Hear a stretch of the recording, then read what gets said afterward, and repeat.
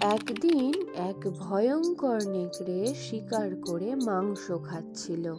লোভে পড়ে সে এত তাড়াহুড়ো করে খেতে লাগলো যে হঠাৎ তার গলায় একটা বড় কাঁটা আটকে গেল।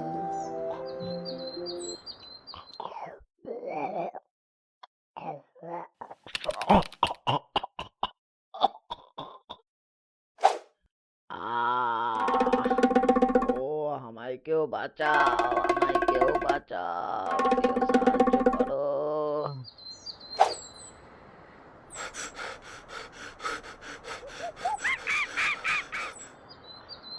ও আমায় কেউ বাঁচাও! আমায় কেউ বাঁচাও! কেউ সাহায্য করো! তুমি খুবই ভয়ঙ্কর। আমি কাছে আসবো না। না, না। যদি কাঁটা বের করার পরে তুই আমাকে খেয়ে ফেলিস? নেকড়ের ভয়ঙ্কর দাঁত দেখে কেউই তাকে সাহায্য করতে চাইল না। আমি সাহায্য করতে পারি, কিন্তু কথা দিতে হবে তুমি আমার কোনো ক্ষতি করবে না। হ্যাঁ, হ্যাঁ, ঠিক আছে, ঠিক আছে। আমি কথা দিচ্ছি, তোমার কোনো ক্ষতি করব না। তোমাকে উল্টে আমি পুরস্কারও দেবো।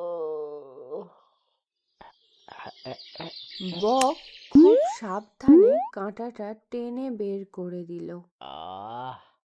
এইবারে শ্বাস নিতে পারছি। কি শান্তি! ওহ! নাও, তোমার কাঁটা তো আমি বার করে দিলাম। এবার তবে আমার পুরস্কারটা দাও। পুরস্কার?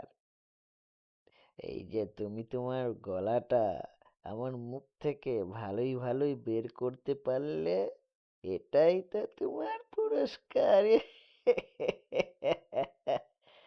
এখন ভালোই ভালোই কেটে পড়ো, ঠিক আছে? এখন আমার খুব খিদে পেয়েছে, শিগগিরই এখান থেকে চলে যাও, আবার পুরস্কার চাইতে।